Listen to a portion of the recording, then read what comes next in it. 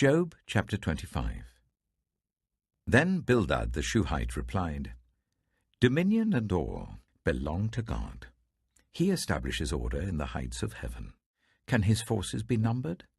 On whom does his light not rise? How then can a mortal be righteous before God?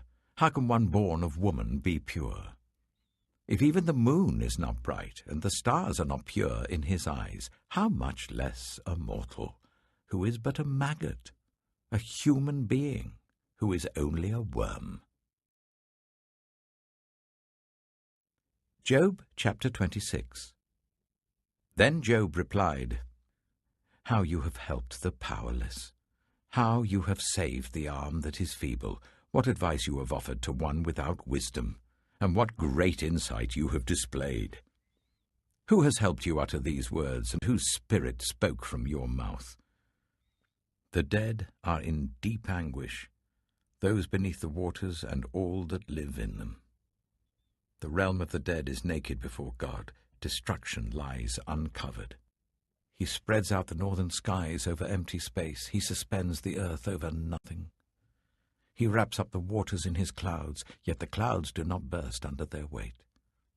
He covers the face of the full moon, spreading his clouds over it. He marks out the horizon on the face of the waters for a boundary between light and darkness. The pillars of the heavens quake, aghast at his rebuke. By his power he churned up the sea. By his wisdom he cut Rahab to pieces. By his breath the skies became fair. His hand pierced the gliding serpent. And these are but the outer fringe of his works. How faint the whisper we hear of him! Who then can understand the thunder of his power? Job chapter 27. And Job continued his discourse. As surely as God lives, who has denied me justice, the Almighty who has made my life bitter. As long as I have life within me, the breath of God in my nostrils, my lips will not say anything wicked, and my tongue will not utter lies. I will never admit you are in the right. Till I die, I will not deny my integrity. I will maintain my innocence and never let go of it. My conscience will not reproach me as long as I live. May my enemy be like the wicked, my adversary like the unjust. For what hope have the godless when they are cut off, when God takes away their life? Does God listen to their cry when distress comes upon them?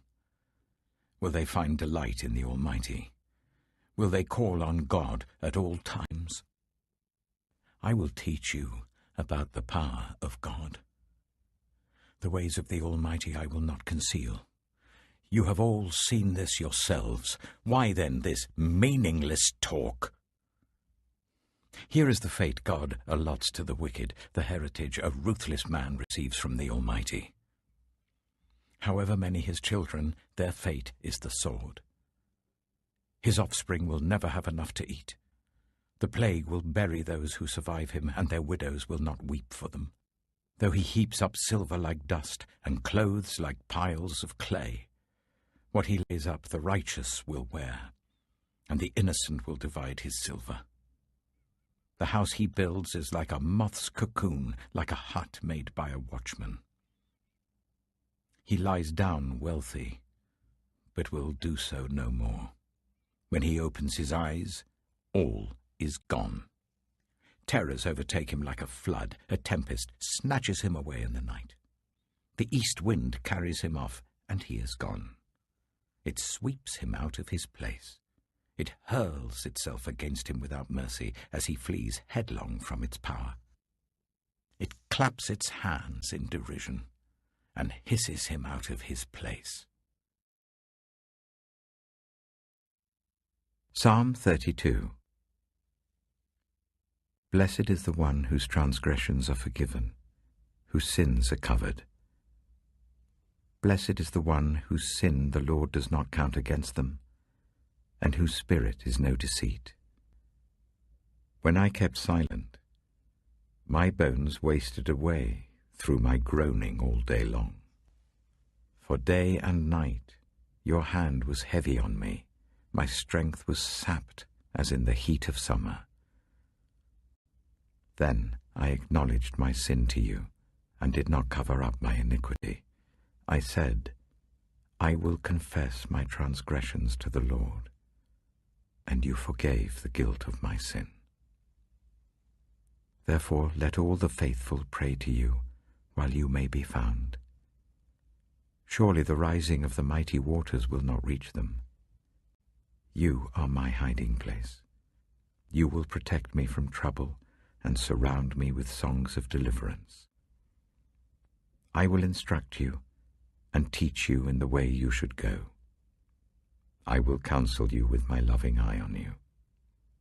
Do not be like the horse or the mule, which have no understanding, but must be controlled by bit and bridle, or they will not come to you. Many are the woes of the wicked, but the Lord's unfailing love surrounds the one who trusts in him. Rejoice in the Lord and be glad, you righteous. Sing, all you who are upright in heart. Proverbs chapter 27. Do not boast about tomorrow, for you do not know what a day may bring. Let someone else praise you, and not your own mouth, an outsider, and not your own lips. Stone is heavy and sand a burden, but a fool's provocation is heavier than both.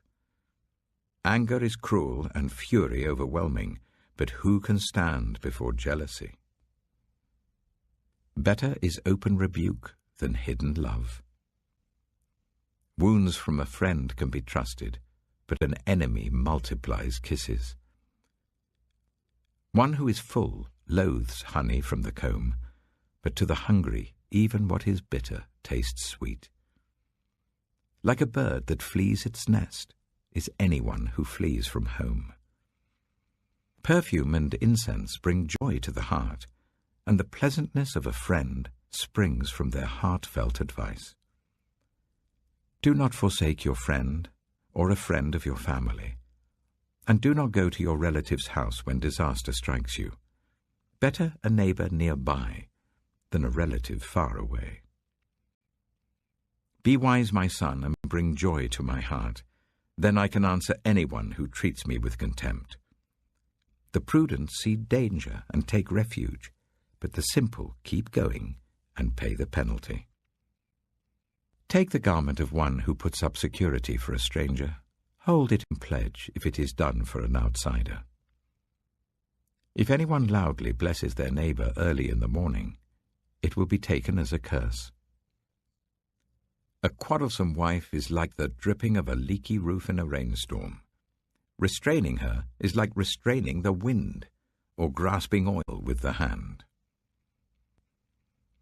As iron sharpens iron, so one person sharpens another.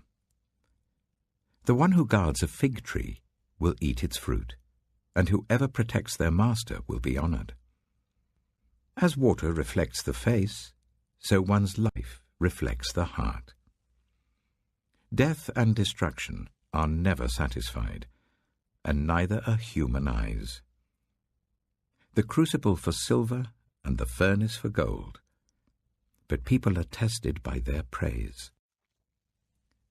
Though you grind a fool in a mortar, grinding them like grain with a pestle, you will not remove their folly from them.